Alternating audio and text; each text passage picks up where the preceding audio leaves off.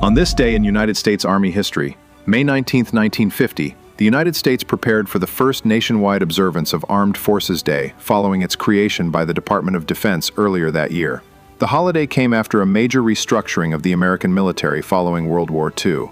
In 1947, the National Security Act reorganized the nation's armed forces, creating the Department of Defense and bringing the Army, Navy, Air Force, and Marine Corps into a more unified command structure. Before that, each branch had celebrated separate holidays. Army Day, in particular, had long honored the founding and accomplishments of the United States Army. But as Cold War tensions with the Soviet Union rapidly intensified, military leaders believed a single day recognizing all branches together would better demonstrate American unity and readiness.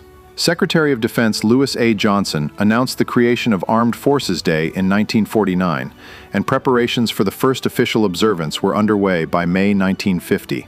The Army played a central role in the event. Across the country, Army bases opened to the public with military demonstrations, parades, equipment displays, and air shows designed to showcase American military strength during an increasingly dangerous global standoff with communism. President Harry S. Truman described the new observance as a tribute to the men and women of our armed forces who guard the nation and its ideals. For the Army, the timing was significant. Only weeks later, war would erupt in Korea after North Korean forces invaded South Korea in June 1950. Suddenly, the Army would once again find itself heavily engaged in large-scale combat operations overseas.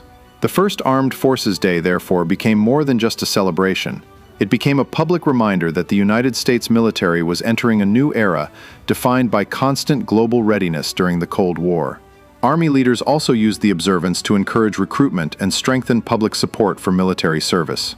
Massive crowds attended open houses and watched demonstrations featuring tanks, artillery, paratroopers, engineering units, and emerging technologies developed during World War II.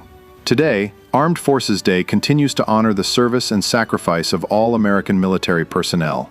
But its origins remain closely tied to the United States Army's transition from the victorious force of World War II into a permanent Cold War military prepared to defend American interests around the world. For the Fort Huachuca Public Affairs Office, I'm Romeo St. Pierre. Thanks for listening, and be sure to hit the like and subscribe button.